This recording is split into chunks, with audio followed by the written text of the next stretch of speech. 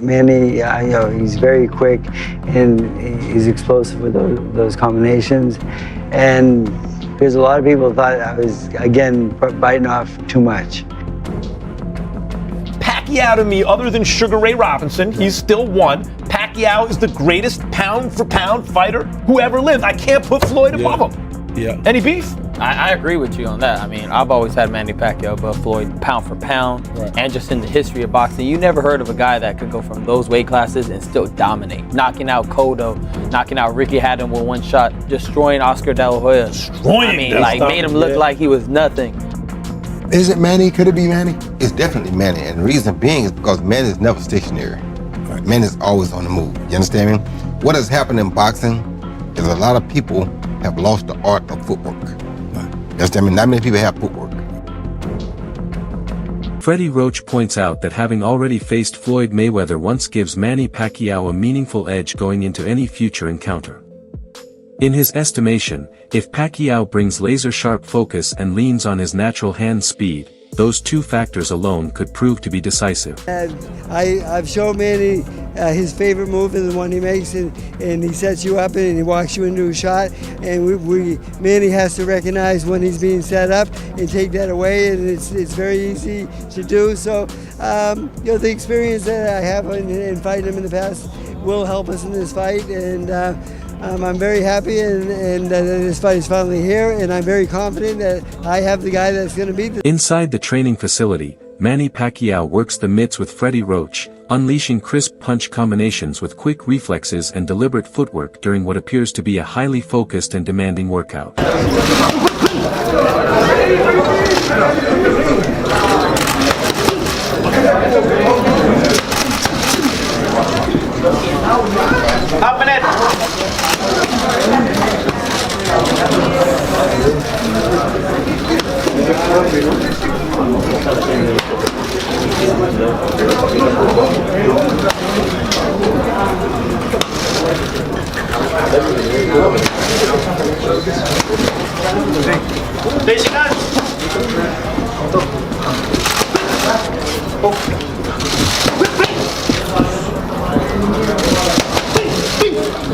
Between drills, Freddie Roach and Manny Pacquiao share a light-hearted exchange in the training camp, laughing together and keeping the energy upbeat, a glimpse into the positive chemistry that defines their working relationship.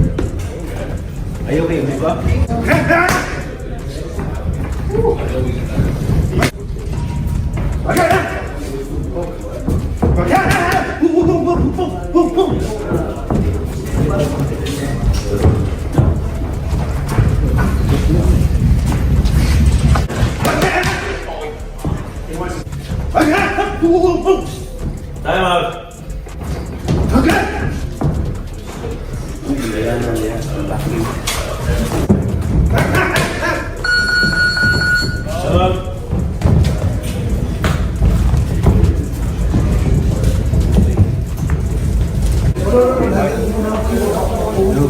Looking back at their first encounter, Freddie Roach is candid in his assessment. Floyd Mayweather dictated the terms of that fight throughout, while Pacquiao was at a later stage of his career and simply wasn't performing at the level that once made him so dangerous. Or it might be just as hard being a senator.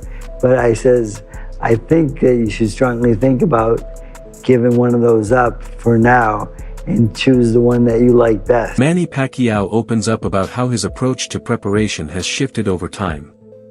He now avoids pushing his body too hard in training, carefully managing his workload, protecting himself from unnecessary strain, and staying strictly committed to his dietary regimen. Training changes as you get older. As you can see from me, I don't do too much training. But for yourself, how does it change? You have to adjust because when you get older, metabolism is getting slow. So better not to drink cold water because it will help your digestion, everything like that.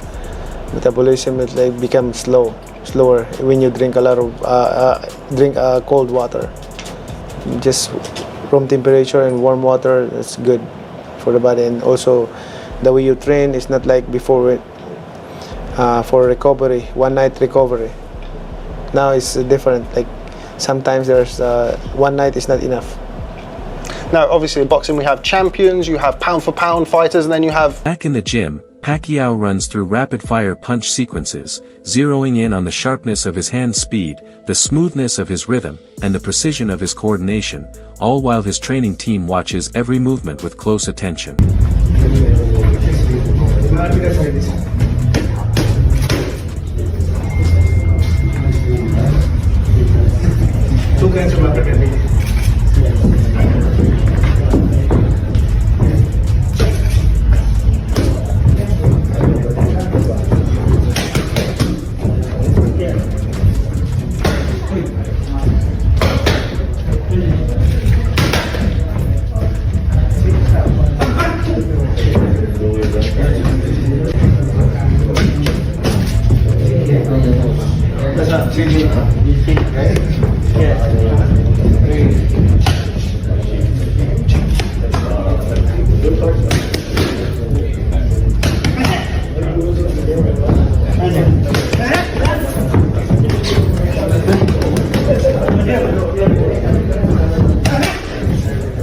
Oscar de la Hoya leans toward Floyd Mayweather coming out on top, citing his unwavering commitment to staying in elite physical condition year-round.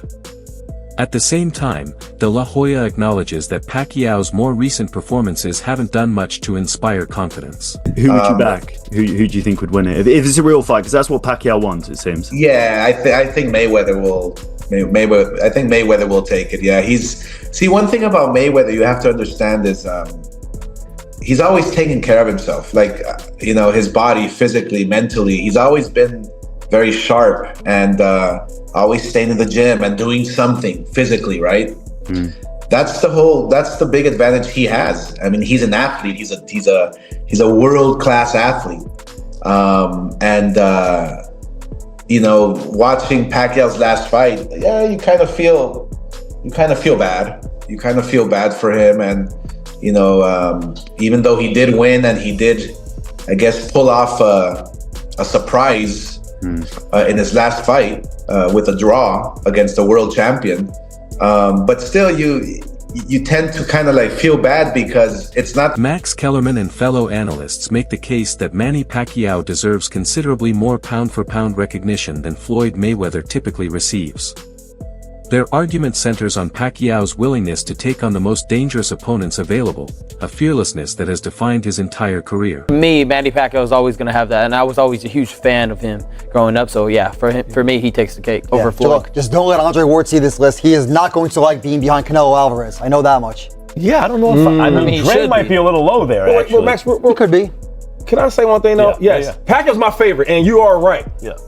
But he did beat Pacquiao, and nobody has changed the game like Floyd Mayweather. Yeah, in a bad way. In a bad way. Thank you. Yeah, you got it. In a bad way. He was so big and so dominant. I can't do that. He mastered the art of knowing when to fight somebody and when not to fight somebody. I mean, he's the best in that game. He's the best in making money and making all the the huge fights happen. But why? Because he was timing every single one of them. He never fought nobody really in their prime. He always after junior lightweight. Junior lightweight, he did. 100%. He didn't fight Paul Williams, so we all wanted to see. So he changed the game in the worst way possible. You're right. Everybody's trying to protect their own. I had to break that right with Tank. I made sure we. Yeah, you broke the protect me off. We did. Roy Jones Jr. speaks with clear admiration when discussing Manny Pacquiao's abilities inside the ring. He draws attention to Pacquiao's relentless movement, which makes it nearly impossible for opponents to get a read on his next move. Jones notes that Pacquiao possesses an instinctive understanding of positioning. He always seems to be exactly where he needs to be to control the rhythm of a fight. Beyond raw athleticism, Jones emphasizes that Pacquiao wins intelligently, blending speed, timing, and tactical awareness into a style that is as mentally sophisticated as it is physically explosive. Taken together, Jones argues these qualities elevate Pacquiao from simply a powerful puncher to a complete, adaptable boxer who can outthink opponents while landing with precision. Interview 10. Simon Jordan addresses the prospect of a Floyd Mayweather and Manny Pacquiao rematch, even acknowledging that both men are well past their peak years. His position is straightforward: if audiences are still willing to tune in and pay to watch, there's no reason to stand in the way of fighters earning from that demand. Jordan's view is that boxing has always operated at the intersection of sport and commerce, and fighters who put their bodies on the line deserve to profit when public appetite is strong. He also highlights the growing role of platforms like Netflix in reshaping how fans consume the sport. Streaming brings boxing to a far wider global audience, including viewers who would never traditionally pay for a pay-per-view event. That expanded reach is precisely why high-profile names continue to generate genuine commercial interest long after their competitive prime, and as long as fans keep showing up, the value is real. Don't do that. Pac-Man, fortunately, is one of those guys who knows how to use the ring. So he don't stand in just one place and fight. With that being said, if his legs can hold up for 12 rounds, he's the guy to do it. Oscar de la Hoya makes the case that a second Mayweather versus Pacquiao fight would be good for boxing as a whole. He believes the rematch would pull in massive attention from across the globe, create strong financial returns, and open up significant promotional opportunities. Beyond the spectacle, de la Hoya sees it as a moment that could meaningfully benefit both fighters from a business standpoint while injecting fresh energy into the sport. In this instance, Pacquiao versus Floyd Mayweather, they fought too late in 2015 when they were 36 and 37 respectively, I think.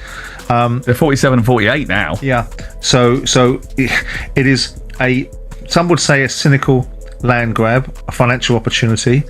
But if people are prepared to pay it, and Netflix are prepared to put it on, and people want to watch it on their Netflix subscription, and people want to subscribe to it, no harm, no foul. Well, the thing is as well is that Netflix actually obviously clearly are starting to move into the sporting arena. We've seen NFL on Netflix over the course of the last year.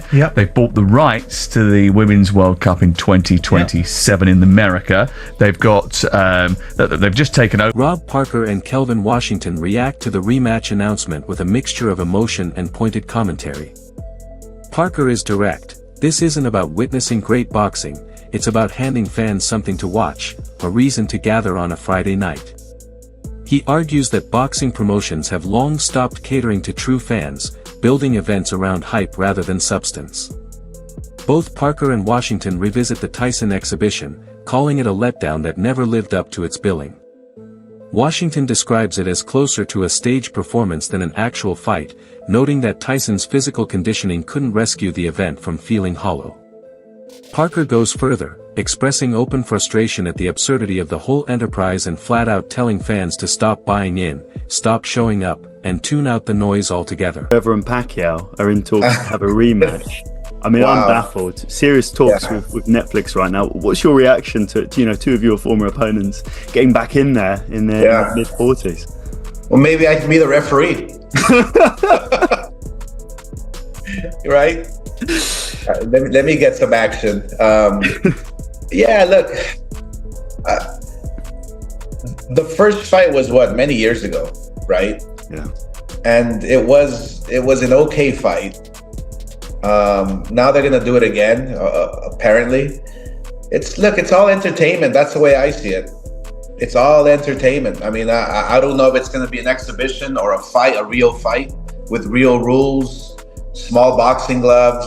I don't know what they're gonna choose, but if they make it a real fight with the real rules, then yeah, it's an okay. Tim Bradley takes a measured look at the Mayweather versus Pacquiao fight and what's really driving it. He acknowledges the skepticism surrounding the matchup but argues that the reasons behind it are straightforward.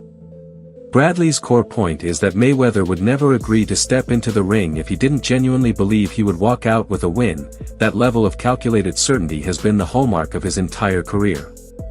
Both fighters, in Bradley's view, fully understand what's at stake, and the decision to compete comes down to strategy, thorough preparation, and what it means for their lasting legacies, not simply the attention it generates. I don't want to see this stuff, but this is good enough that people will want to see this. No, it's not. People want to see this one. There's nothing here.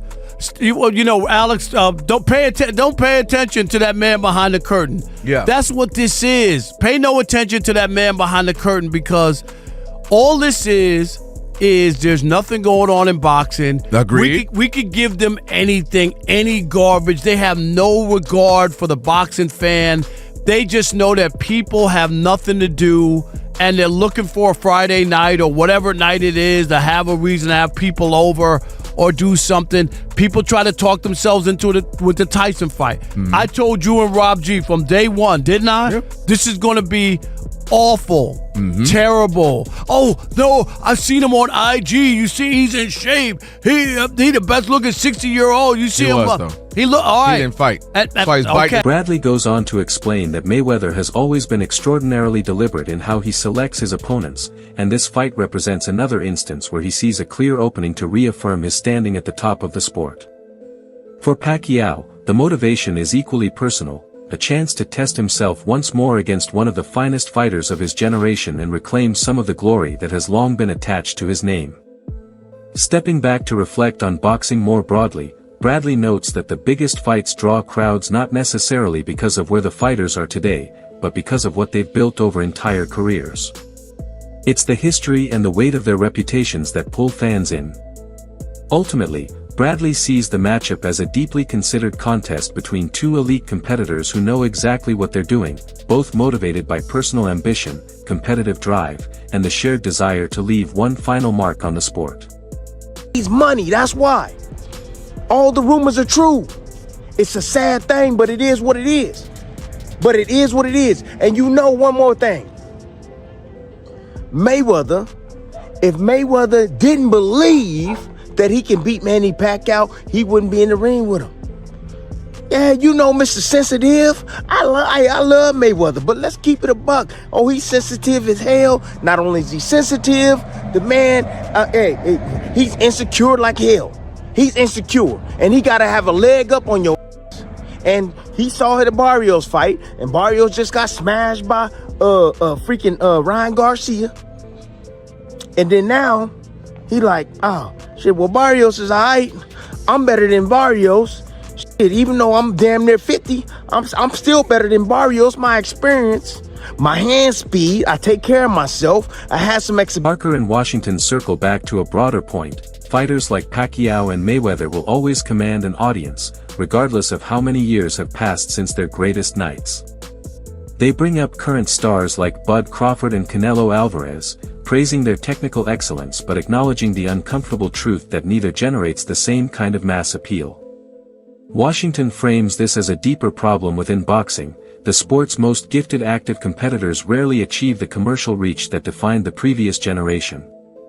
In the end, Parker and Washington characterize the Mayweather-Pacquiao rematch as an event built on nostalgia and name recognition rather than competitive integrity, and they close with a direct message to fans: approach the hype with skepticism and don't get swept up in the spectacle. Can still do this.